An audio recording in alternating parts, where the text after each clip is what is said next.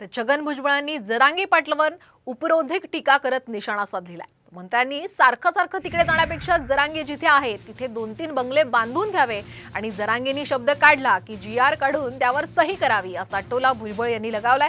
तसंच जरांगे सरकारला वेठीस धरत नाहीत, सरकारनं वेळ काढूपणा न करता त्यांच्या मागण्या मान्य कराव्या असा टोलाही भुजबळ यांनी लगावलाय।